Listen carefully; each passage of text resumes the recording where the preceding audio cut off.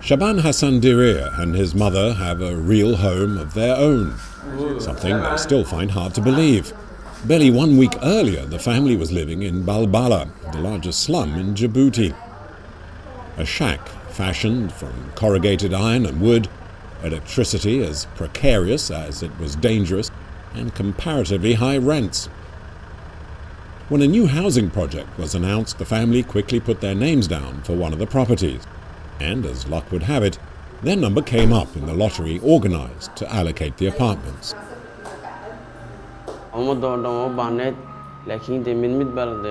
I am happy because this kind of construction has allowed many people to acquire housing. And from a financial point of view, we pay less so we can use the difference to meet the needs of our family.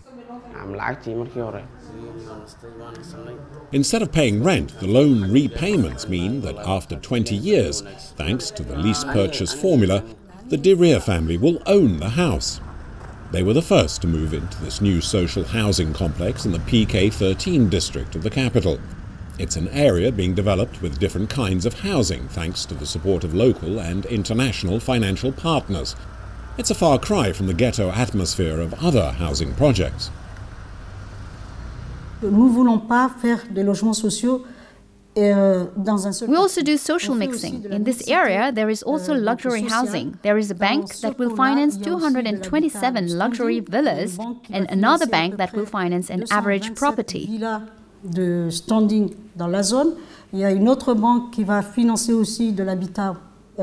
What we don't want to do is to create separate areas just for the less well-off. According to the World Bank, 1/3 of the city's inhabitants still live in one of the 13 slums that stretch into Djibouti's outskirts.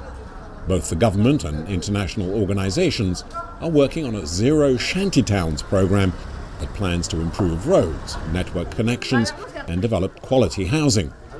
It's a crucial issue for the vulnerable, who are naturally keen to move into new accommodation.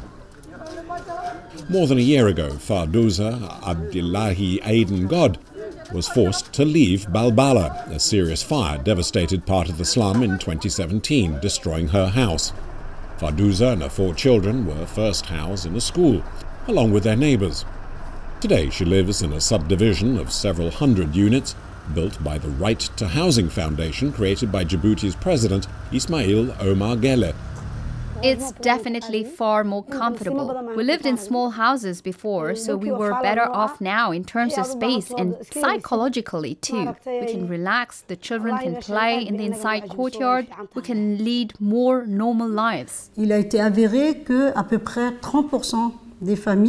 30% of the families who were asking for housing actually turned out not to be eligible for the program.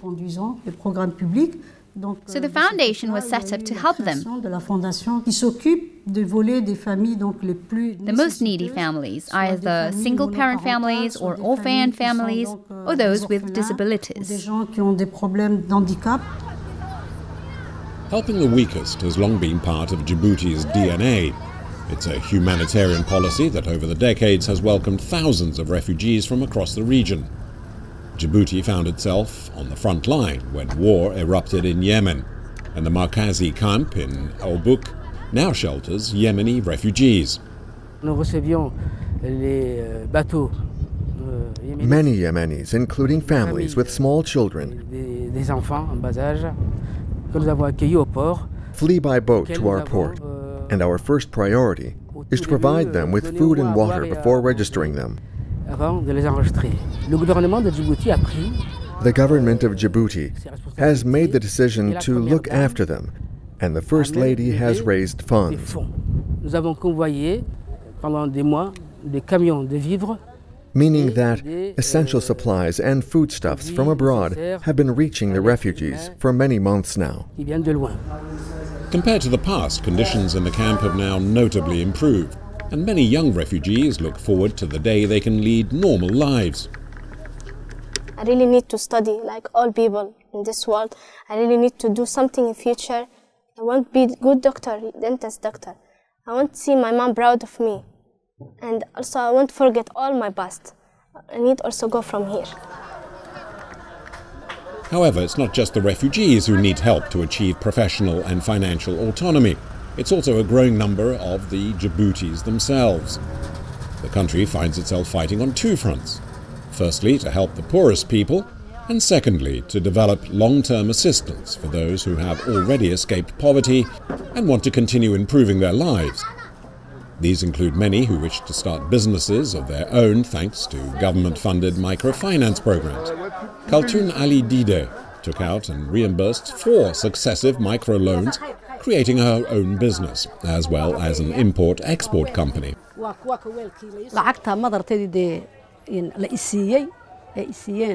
The money I borrowed allowed me to buy goods in India, China and Dubai, and to sell them both locally and abroad in Somalia.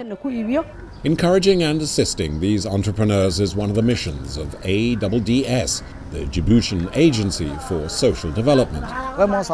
It comes within the framework of our poverty reduction policy.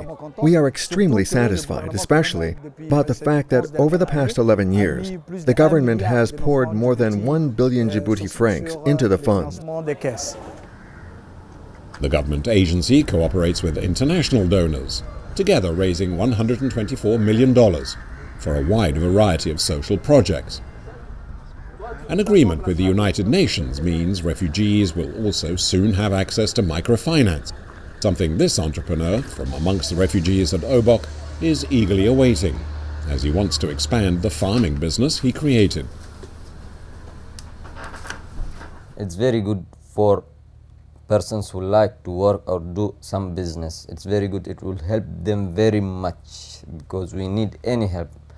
I'm looking for help. I'm doing this all for like the farm by myself, but I'm tired now. I need workers. With nearly 32,000 beneficiaries, microfinance in Djibouti is thriving. The country's experience in social policy and the capability to deal with 20,000 refugees is beginning to attract interest from other African states.